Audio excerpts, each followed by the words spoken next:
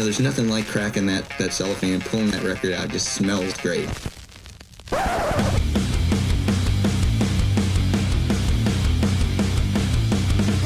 Welcome to BODS Mayhem Hour. Non-stop hardcore energy. I love the show, guys. You're awesome. Unlike any other. With your host, John the Bod, a.k.a. The Bod Father. Man, this stuff rocks.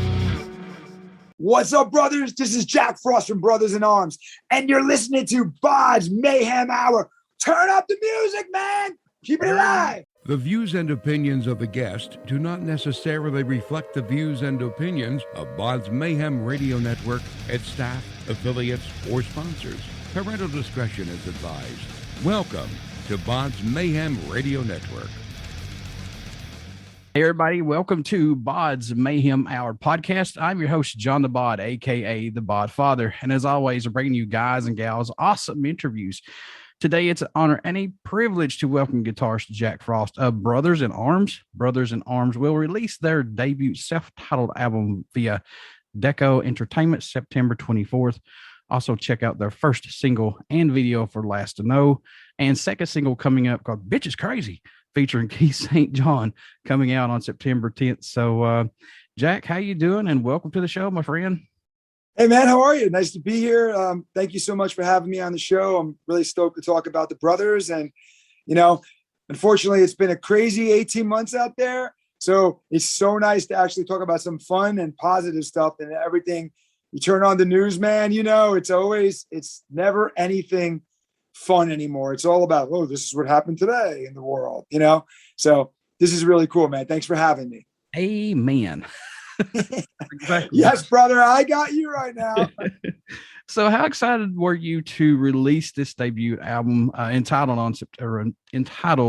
Brothers in Arms September 24th via Deko Entertainment right now, especially in this crazy time, man? How excited are you guys to get this out? Oh man, we're stoked, dude. Like, I had to say the word stoked because it's definitely that vibe from like 1984. This record to me is so fun. And I'm literally on 11, man. I've been so pumped about it. And you got to understand, like for me, as I was writing music for this and sending this to each artist and each guy, and they would send me back, what they're working on and ask my opinion. It was like Christmas. I said this in every interview already. It really was like Christmas morning being a little kid and going downstairs and waking your parents up. And, you get the new Star Wars toy or the new, $6 million. Like for me, I'm old. So, people are like, what's he talking about? But, it was just such a exciting time, a moment for me. And I just cannot wait for the people out there, the fans, my friends, my family to hear what, this record sounds like. And I see the excitement in your face, man. I see the happiness, man, what this brings to you. So if you're loving it and you're jiving on it, man, then hey, that's all I can ask for as a fan to grab this and listen to it. Yeah, I'm like lit up, man. Like, honestly, and I got to say this because I don't want to disrespect anything I did before, but I've been involved in so many amazing projects and so many albums and so many tours with different people. There's just something really special about this record. And to me, I grew up loving the LA Strip. I grew up, loving Montrose and loving Yesterday and Today, which became Y&T, the first few Van Halen records when Randy just got into Ozzy, just that vibe. And, living in LA in the late 80s, just seeing that scene, I missed it, man. And I really wanted to take people back to like when Rat came with Out of the Cellar and the first LA Guns. Man, those records were badass, man. To this day, they're still badass. How important was it for you to prove that rock music will never die with this album? Dude, it was very important to me because I'm so tired of hearing, oh, rock and roll's dead, blah, blah, blah, blah, blah. You know what? Rock and roll is never dead because rock and roll, and you know it better than anybody, has always been underground. And people go, well, no, it hasn't. Yes, it has. It was always the thing, the rebellious music. Oh, you had Tipper Gore. Oh, Wasp throwing meat out. It's like, that's bullshit. You know what? It was always underground, but then it became mainstream for a while because MTV finally realized that, heavy metal, hard rock, rock and roll, 80s hair. It is cool stuff. Then all of a sudden, it wasn't cool anymore to look pretty or tease your hair out or write hooky songs. So let's write about miserable stuff. So, but you know what? Why the Seattle scene was going on and then the rap scene was going on, rock and roll was still there. I mean, kids still want to hear a whole lot of love from Led Zeppelin. And I don't, you know what I mean? I have students that come in and go, hey man, can you teach me some Sabbath? Can you teach me some Zeppelin? And they're learning about Montrose. They're learning about these bands and they're going, hey man, even my kids go to me, I really like Foreigner. I really like REO Speedwagon. I go, yeah. I mean, you know what? And Journey never went away. No. And they never changed their sound.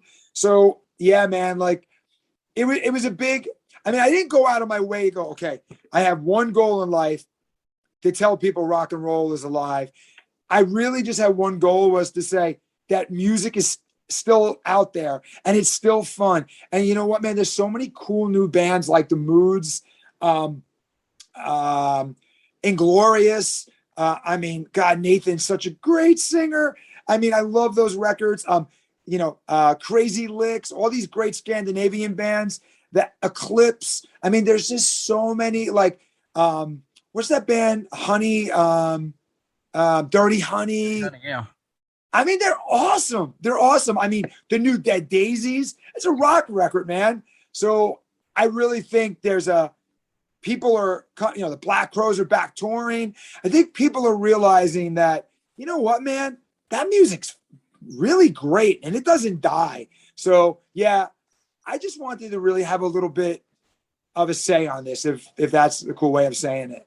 But what does that make you think, though, when kids come to you and say, hey, I want to learn about Jakey Lee or Randy Rhoads songs or Sabbath or Foreigner, stuff like that? As elderly as we are, but in good way, because rock, when you see young ones who are diving into that and want to know more about that, what comes to your mind when you hear that? A smile, yeah, happiness, and it just shows me rock and roll. You can't kill a Ronnie Montrose guitar riff. You can't kill a Jimmy Page riff. You can't. I don't care. You know what? As much as Bon Jovi's changed over the world, those first 3-4 records, man, that was great. Yeah. And it really makes me happy to know that, it proves to you that music will never, it's unstoppable after all these years. Jakey Lee, man, Bark of the Moon record, Ultimate Sin. And then let's just say it. One of the greatest records to ever come out was the debut Badlands record. Ray Gillen, there will never be another Ray Gillen. And what Jake did on that record, phenomenal. It's raw. It's in your face. So it really makes me happy, dude. And it just shows me that guys like Jakey Lee's name and Randy Rhoads, they'll never go away. Never go away. The thing about me with rock and roll is, like, when I was young, I liked the mystique of it because you didn't know what these guys did outside of their, personas, I should say. Right. And it's like you had to go to the store to look at Hit Parader, all these Metal Edge. Yeah. Come on, man, Metal Edge, baby. Circus. Hey, we got to give props to Jerry Miller, man. She was the best. God rest her soul. She was, dude. She loved that music and she pushed it so hard. Yeah, and like some of these bands I'd seen in those magazines, like Rat and Judas Priest and Doro. I hope I said that correct. Dude, I was just watching the Doro retrospective the other day, and I forgot how many oh man, killer. We just played. Seven Witches just played with them 2 weeks ago in Belgium. Oh, nice. She was great, man. And we're old friends like Johnny D and Nick Douglas.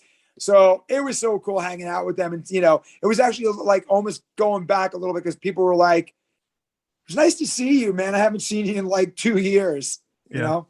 And seeing those bands when I was a kid, man, I was like, whoa. I grasped onto it because, shit, dude, it made me feel like I was finally accepted. Like, hey, you're part of us. You're not an outsider. You're Nope. not somebody that, doesn't want you. We want you. You're family.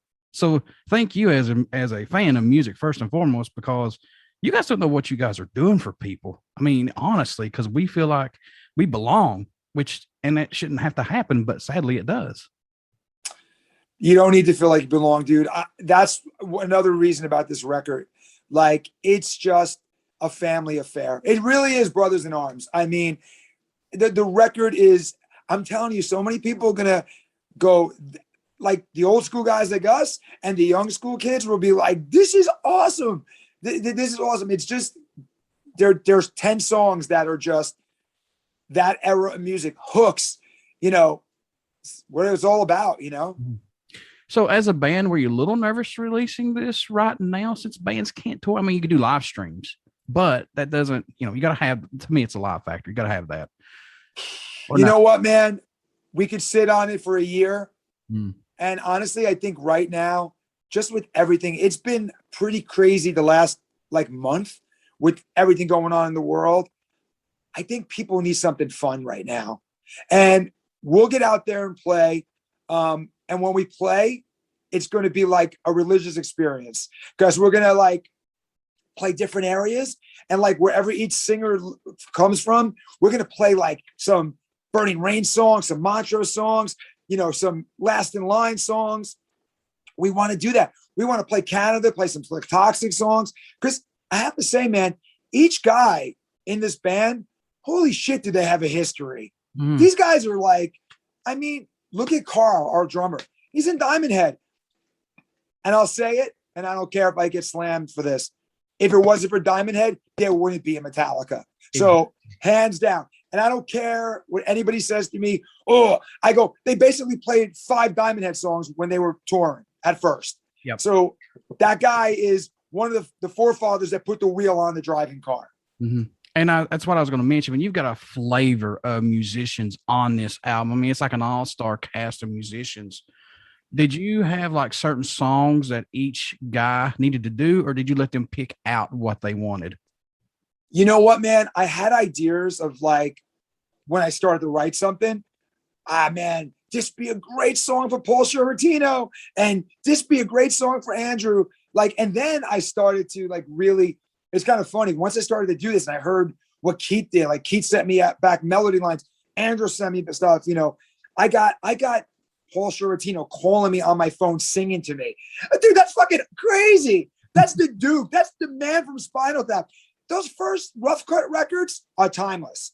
So to me, once I started to hear what each guy did, I would start writing. I'm a huge Todd Poole fan. I love the first Roxy Blue. And I said, I got to come up with something with that Memphis swing. And that's kind of how it started. I would start. And then, there's a couple of guys that didn't make the record that I'm really bummed about, that just at the time it wasn't right. Like Bruce from Hurricane Alice, I love his voice. And it was just not the right time. And Roy from Cold Sweat. And one guy that I will say that I love to this day is Ron Young. The first Little Caesar record is such a great rock record. And he's such a nice guy. He said, Jack, right now I'm doing 4 albums. And I just think that I can't give you everything that you need. And I don't want to take that away from you. That's a man right there. He could have phoned it in and just said, here you go, man. Here. He wasn't like that. He was like, no, this has got to be the best. Because he heard some of the other songs and he goes, this is really good, man. I don't want to shortchange it right now. So yeah, all kind of, dude, it's just crazy how it fell into place. I want to go over the list here, who I was on this, because I don't want to leave those guys out here because we got. Yeah, I do some of these write-in interviews now, and it's really hard because I have to tell you, Deko Entertainment is so great to us, and Chipster, he is working this record, dude, like crazy. And I said to him, I said, I'm not trying to be a dick, man. I hate writing interviews. He goes, I know. I go, I'm not the type that can sit there and write. And you can't, I'm very animated. I'm a clown, like a cartoon character. And I wanna say, you see how I come across? This is me. Yeah. You can't write that on a piece of paper. And No. then I don't get to mention all the guys in the band because I feel like I'm not getting, then they all need to be mentioned. It's not giving So- it justice, man. It's not giving justice as you write it down, but we're going to do it right now. So we got Andy, Awesome, brother. Freeman, Awesome. who's the vocalist of Last in Line, Lynch, Mob, and Hurricane. Plus, we got drummer Karl, Wilcox, like you said, Diamond Head, the mighty Diamond Head. Bassist Jansen from Hardline. We got keyboardist Charlie Calv. I hope I said his last name correct. Yep, Charlie Calv from Angel. And then you got Yep. St. John from Kingdom Come, Montrose. Kingdom Come's another fucking phenomenal band. Paul Shortino, Rough Cut, Quiet Right. Quiet Riot. Yeah. Do that Quiet Riot record with him. Stay with me. Stay with me. No one has that friggin' rasp. It's great. Steve Overland from FM and Overland, of course. Nick Walsh of Moxy and Slik Toxik. Jesse Damon from Silent Rage. Got Todd Poole, like you said, from Roxy Blue and Saliva. Plus special guest. And I hope I pronounce his last name. Correct me if I'm wrong. I apologize, Dave. Dave Amato. Is that correct? Dave Amato. Yep. Then Mick. That's my brother from another mother. Dave's great, man. You know. REO Speedwagon, another phenomenal band. You got Mick Mahan, Pat Benatar. I mean, Pat Benatar, really? A guy from her band to, I mean, how can you not just want to grab this and just play it all day long? Honestly. And I'm not saying it because you're on here. It's just look at this all-star lineup, man. Dude, I always say this, and I got to be honest with you. I'm like a pimple on someone's ass in this project. Because, I mean, there's so many.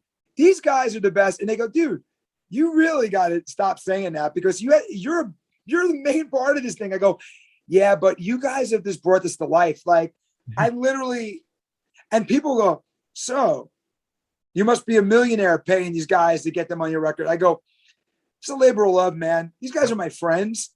And I think we're all fans of each other. And I think at the end of the day, we really just love the songs. I think that's what it really came down to it. So you were listening to the debut from Badlands and realized that you just always loved Jakey Lee's tone and feel on that album. How did listening to that debut from Badlands inspire you to come up with what is now the first single, Last to Know Possibly? What got that saying, I got to do something, man? Yeah, I just listened to that record over and over again. And Jake's feel on that record is just so different than most records. I mean, it's bluesy, but it's technically amazing.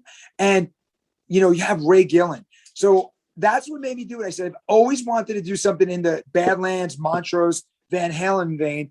And I just guess I touched on it here and then on my solo records, but I've always wanted to do a full blown record. And like, I heard, how are you, baby? And I was like, I gotta go. And I was like, that's crazy.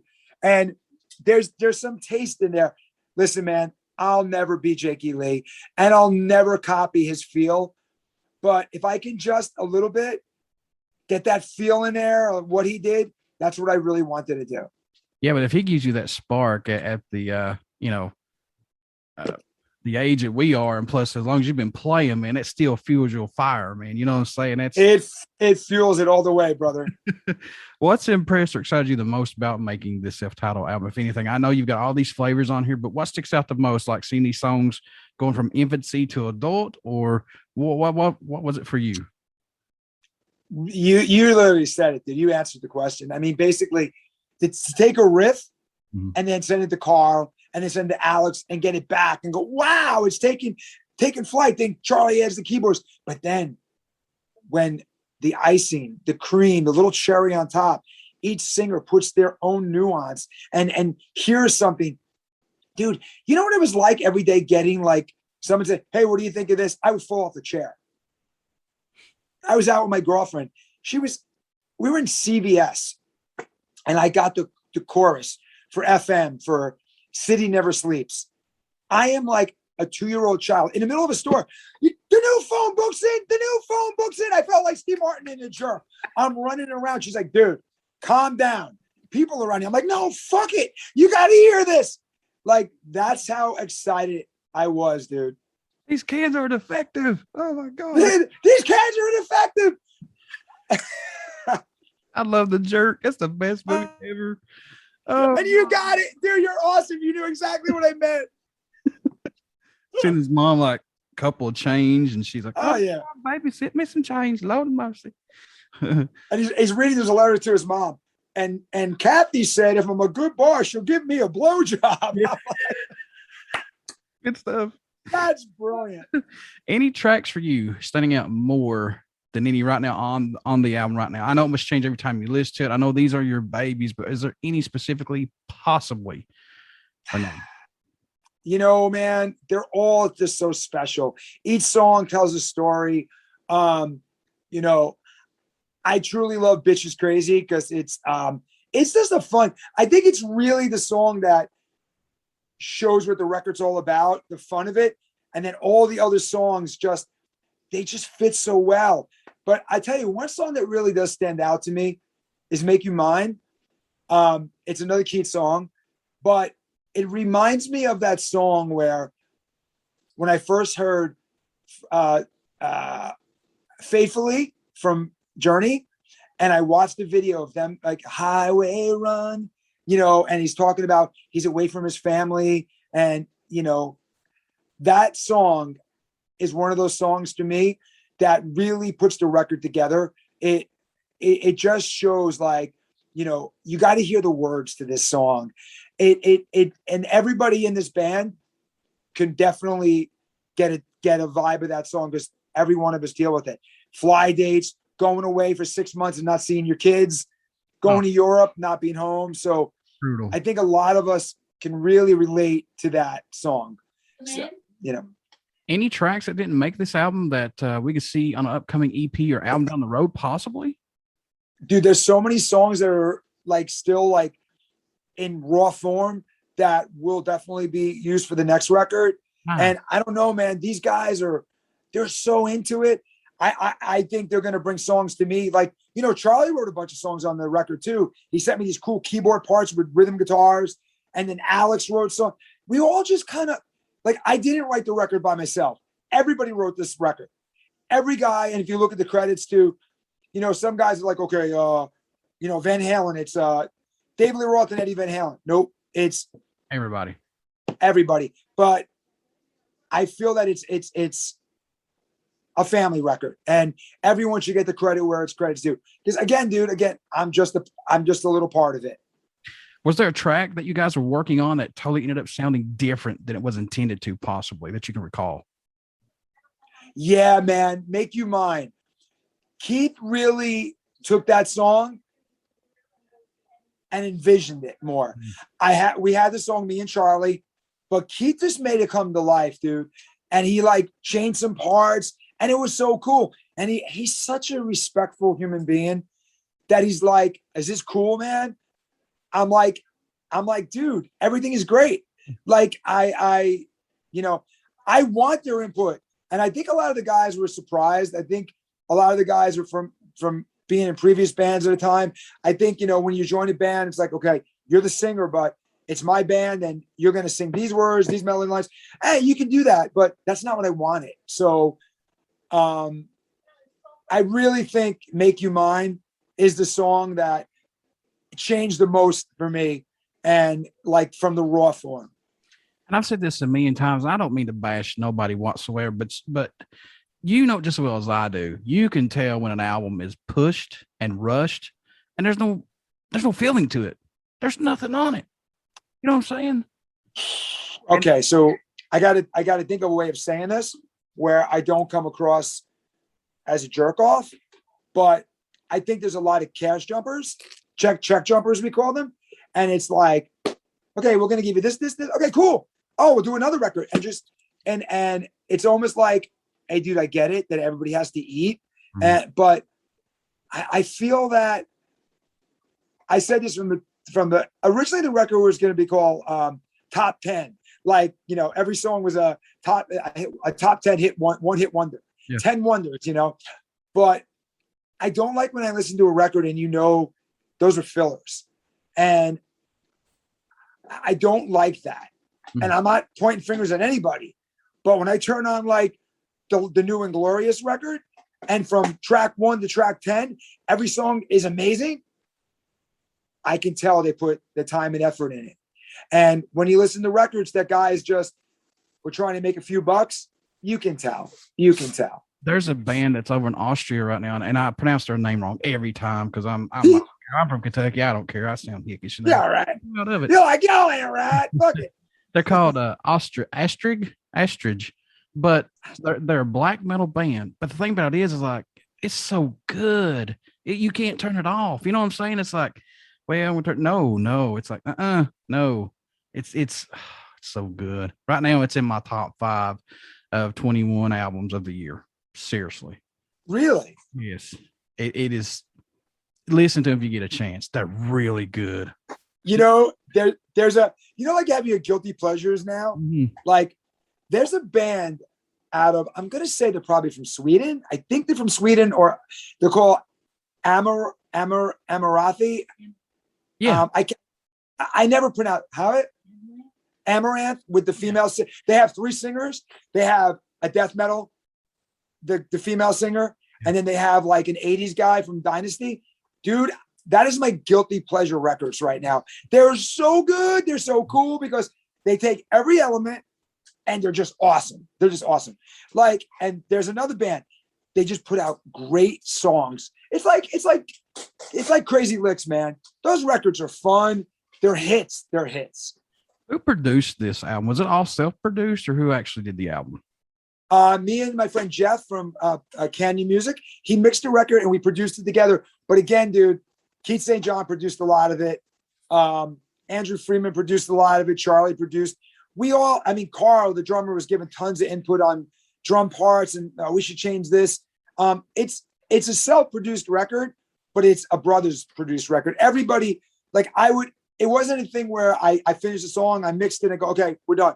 I would send it to Keith. I would send to Andrew. What do you think? And, you know, Andrew's very vocal. I love him for that because he's so Jersey. He's like, yeah, come on, man. Get that shit off the vocals. I go, yeah, you're right, dude. That's just not cool. My bass player, Alex, he brought so many songs to the table. And he's like, oh, you sure the bass? I can redo the bass if you don't think the tone is good enough. Yeah, dude, nobody really on this record didn't have a piece of the production rights. Who did the artwork for this amazing album? Because it's so badass, dude. Dude, this guy Lee out of England, UK, he just did, Donnie V from Enough's Enough. I guess he has a retrospective coming out. He's doing the whole retrospective. This guy Lee, dude, is just amazing. Wait, did you, I gave him a concept of what I wanted, Brothers in Arms. I wanted to really, do you have a copy of the whole record? Do you see the whole inserts yet? I have got the actual album cover that they sent over, and I love just how the Brothers in Arms are like this, and you've got the cinema thing in the back, and just everything in it. It's just so. And that's the whiskey, dude. That's the whiskey right there. Wait till you see the inner book. There's like this great picture of Shortino, and it's got the Gazaris behind him, and then Keith's got pictures of him. Dude, again. Do you remember being a little kid going into the record store? And why'd you pick up a record? Why'd you pick up the first Strike record? Cover of the look at the cover. Why'd you pick up Manowar? Mm-hmm. I want to see what's inside. And that's what this record is. This is not a record just to buy on Apple Music. This is a record you want to have the record. Do you still find yourself going back and listening to albums to this day when you were growing up? Or is it still just Jakey Lee Badlands? Or do you find yourself gravitating to other stuff as well? Dude, I'm insane. I'll go back and turn. Every few days I'll go, let me see. Let me, I'm trying to find something for you. It's funny you bring that up. Like the other day, I'm like, you know what? I love this record. I was like, what the neck? Soul Circus? Probably not many people know who this is. This is Scott Soto, Neil Schon, Dean Castronova, and Marco Mendoza. This is badass. And probably people don't really know about this record. It's amazing. But dude, I'll go through my collection. Like, what am I in the mood for today? Let's put on the first Icon. Or let's Ready to Strike from King Cobra. Or, yeah, dude, I'm a huge music freak. And I'll listen. And my go-to record is the first Harem Scarum. Oh. Production, Harry's a god. Peter is a second coming of Nuno Betancourt. So I'm just Yeah. Another guitarist right there, man. Nuno. Oh my God. Yeah. Great. Oh, Great. Underrated as hell, man. I don't know, dude. I think people know how great he is. Yeah. You know, funny story. My first band, Frostbite, we were playing all over New York and stuff. And Extreme played in the city. We played with them. Had no idea who this band was. Holy shit. They were just doing some songs, you know, do you wanna? It was like, what the frig is this? And then we got we went to play Boston, and we were playing with them again. And Nuno's a sweetheart, dude. Yeah, great. And I have to get this in. People should really listen to the Motley Crue record with Karabi. That, to me, top 10 record of my life. Oh, what was it? I know it sounds what was it weird, about, but yeah, what was about that album that stuck out the most for you, though, man? Was it John's vocals or just how everything meshed with the whole group? The guitars on that record are they're brutal. Yeah. And Karabi and dude, Tommy Lee was swinging, dude. He was these backbeats. I think that was their best written record. And Karabi, he deserves I would do anything to work with John. John is one of those guys that I love him as a singer. I love him as a person. And I think that record is just one of the best. You're not the only one that said that, man. There've been so many that's been on here that said that album that Karabi did with Motley Crue was beyond. I mean, he took Motley Crue to a different level. I mean, you know, I bet you if they came out and called it something different, that record would have went 10 times platinum. Probably. It's just because, you know Motley Crue for Too Fast for Love, Dr. Feelgood, Girls, Girls, Girls. That's what you know the Crue for. It sucks sometimes. They didn't give him a chance like they gave Sammy Hagar. Like when Sammy Hagar, they didn't miss a beat. And to me, I truly think people should, go back and listen to that record. Folks, you want to get out and check out Brothers in Arms first single, Last to Know, and second single coming up called Bitch is Crazy. I like saying it that way. Dude, wait till you see the video on Friday. You are gonna lose your shit. If you like Cherry Pie, if you like David Lee Roth, Eat 'Em and Smile videos, give me a bottle of anything. Keith produced this video and arranged the whole thing. He's out of his mind, dude. He's out of his mind. He is such. Just wait. But yeah, check out the single Bitch is Crazy. That's their second single off this, featuring Keith St. John. And also you want to pick up this self-titled debut album that comes out September 14th via Deko Entertainment. Jack, my friend, how can folks stay in touch with you guys to buy this album when it comes out? All things Brothers in Arms. How can they do that, sir? Definitely Deko Entertainment on Facebook. I actually became a part of the social media world after 50 years of not doing it. So if you want to message me, you can message me on the Brothers in Arms Facebook. Everything's Facebook, but also Deko Entertainment, their website. So basically it's DEKO Entertainment, Facebook, or DEKO Entertainment. That's the best way to find all this stuff. I mean, and honestly, each guy in the band, they're such good guys, man. Keith and Andrew, Todd, they're all promoting it on their Facebook pages. So you can get it, there's pre-orders right now. We got some cool shirts coming with it. So check it out. Before I let you go, good sir, would you care to do a promo for my show? Sure. What's up, brothers? This is Jack Frost from Brothers in Arms, and you're listening to BODS Mayhem Hour. Turn up the music, man. Keep it alive. Everybody stick around. We got some great stuff coming up, and you only hear these interviews right here on BODS Mayhem Hour Podcast. Again, get out and check out our Facebook page. It has our podcast link and our YouTube link. And please, folks, I'm begging you, subscribe to our YouTube page, please, because we got a lot of great stuff coming up. And also get out and check out Brothers in Arms, pick up their debut release. It comes out September 24th, and check out their first single, Last to Know, and second single, Bitch is Crazy. You'll like this music, folks. Trust me. Last to know to me is a throwback to the old school way of rock and roll, and it keeps it pure and keeps it honest. And so these guys know exactly what they're doing. So, Jack, thank you for the interview, and you're welcome back on here anytime you want, my friend. Dude, God bless you, man. And stay safe. And hey, man, just take it easy, okay, brother? Thank you again for having me on. Much appreciated, man. No problem. Thank you, sir. Be good, brother. See you, man.